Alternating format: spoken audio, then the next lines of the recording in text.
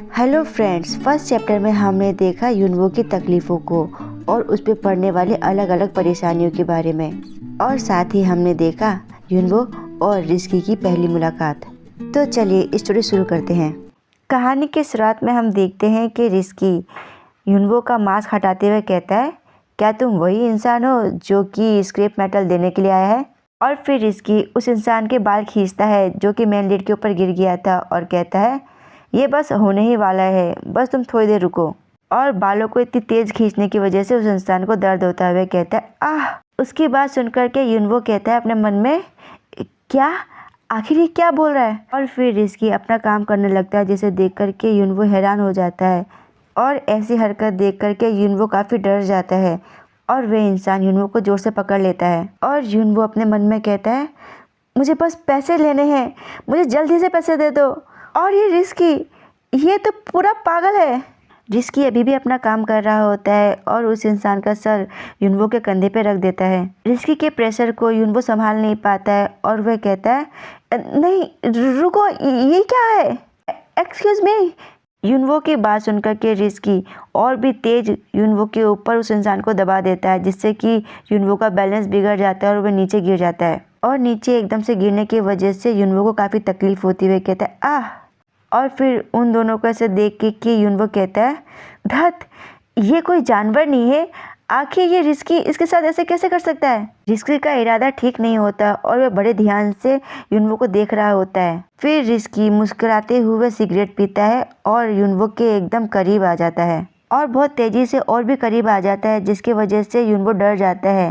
वह मन में कहता है, आखिर इसका इरादा क्या है?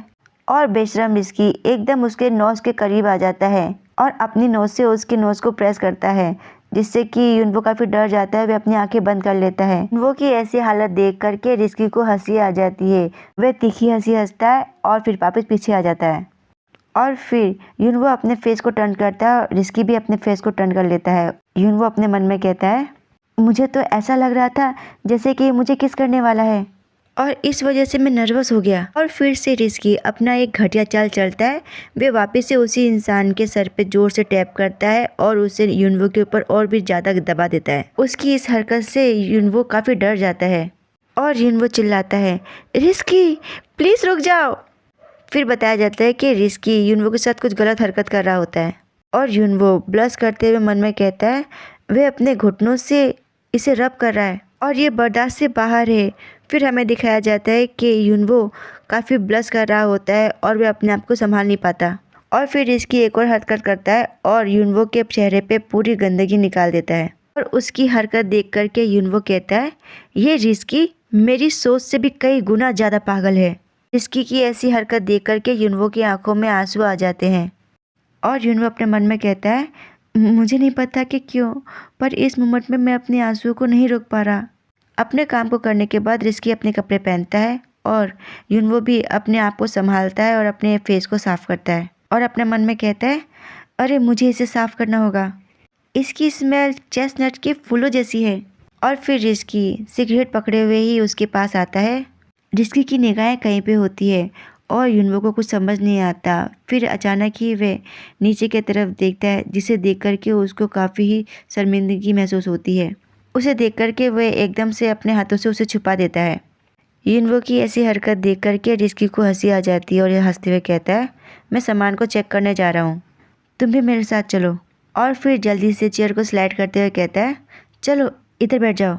और युनवो शर्मिंदगी से अपनी नज़रों को नीचे किए हुए और दोनों हाथों को पॉकेट में डाले हुए अपने मन में कहता है, ओह ये बहुत ही शर्मिंदगी वाला था। और ये सब हरकतें देखने के बाद मुझे लग रहा है कि जितना मैंने सोचा था ये तो उससे भी कई गुना ज़्यादा पागल है।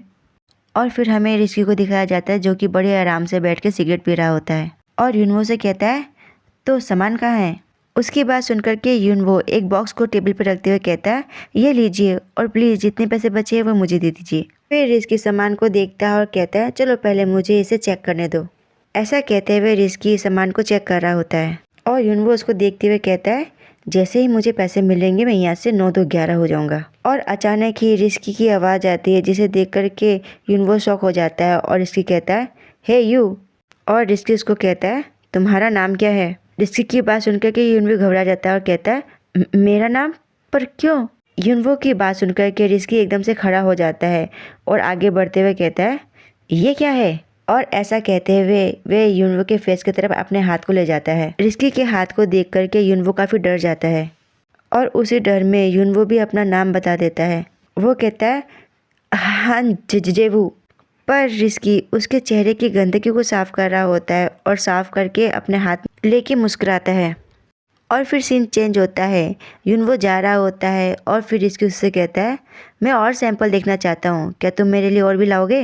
रिस्की की बात सुनकर के युनवो कहता है, हाँ ज़रूर। और युनवो उसको देख कर के मन में कहता है, आखिर ये मुझे डिलीवर करने के लिए क्यों कह रहा है? इसके पास तो काफ़ी लोग हैं और ये तो सिर्फ स्क्रैप मेटल की डिलीवरी है। और रिस्की को देख करके अपने मन में कहता है, मुझे इससे दूर रहना होगा और मुझे इससे कोई भी काम का संबंध नहीं रखना। पर शायद रिस्की उसके मन की बात समझ लेता है और वह उससे कहता है, नेक्स्ट टाइम तुम्हें इससे डबल मिलेगा। फिर सीन चेंज होता है और युनवो अपने घर में आते हुए अपने भाई से कहता है, जय भैया तुम कहाँ पर हो? योंग आ गए हैं। और उसका छोटा भाई अंदर से निकलते हुए कहता है, वाह योंग, आप इतने सारे स्नैक्स खरीद के लाए हो, ये काफ़ी अच्छा स्मेल दे रहा है। और फिर युनवो कहता है, हाँ आज योंग ने काफ़ी पैसे कमाए हैं, इस वजह से मैं तुम्हारे लिए कुछ स्पेशल करना चाहता था। और उसकी बात सुनकर के उसका भाई उसे पकड़ते हुए कहता है खुश होते हुए, वाह। फिर हम देखते हैं कि दोनों भाई खाना खा रहे होते हैं और उसका भाई काफ़ी खुश हो रहा होता है। जे भैया आराम से सो रहा होता है और युनवो उसके करीब बैठा होता है और उसे बैठ के देख रहा होता है और कहता है मन में, कितने समय से मैंने इसे इतनी अच्छी तरीके से खाते हुए नहीं देखा। और अचानक ही उसे रिस्की का ख्याल आ जाता है, जो कि उससे कहता है कि अगली बार जब तुम मुझसे मिलोगे तो मैं तुम्हें इसका डबल दूंगा। और युनवो उससे कहता है, आखिर क्यों, क्या मैं ये पूछ सकता हूँ? फिर रिस्की खतरनाक अंदाज में उसको देखते हुए कहता है, ये स्क्रैप मेटल।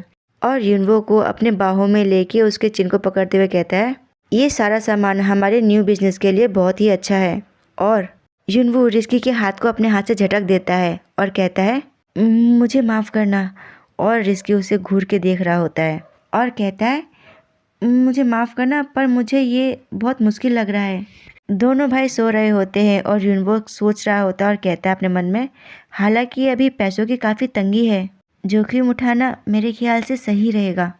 और फिर युनवो कहता है, जो कुछ भी हुआ वो थोड़ा अजीब तो था, पर इसकी वजह से मैं किराया तो कम से कम दे सकता हूँ और इसी के साथ मेरे पास कुछ समय पाने के लिए थोड़े पैसे भी हैं। और फिर वह नींद के आगोश में जाता है और फिर मन में कहता है, ये जोखिम भरा काम एकदम वैसा ही है जो कि मैंने अफवाह सुनी थी। और अचानक ही उसे सपने में रिस्की दिखता है और आज जो कुछ भी हुआ उसके सोच में वो सब अपेयर हो जाते हैं। और ये सब सोचते हुए युनवो अपने फेस को शेक करते हुए कहता है, अरे नहीं नहीं, ये सही नहीं है। और वे भी एक्साइटेड हो जाते हैं और फिर वे भी वे सब काम करने लगता है।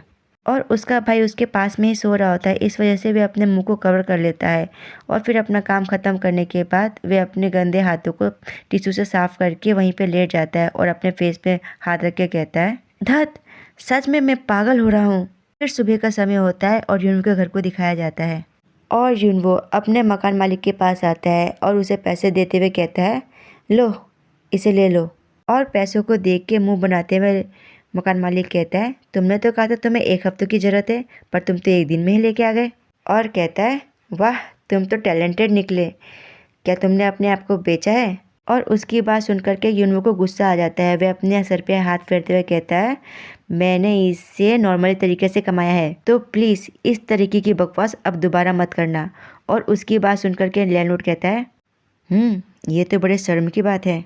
और फिर अपने दांतों में अपनी उंगली को चबाते हुए कहता है अजीब सा मुंह बनाते हुए, ओह बाय द वे, जो तुमने अपने भाई की दवाइयों के लिए मुझसे पैसे लिए हैं वो पैसे मुझे वापस चाहिए, तो क्या तुम उसे जल्दी से चुका पाओगे?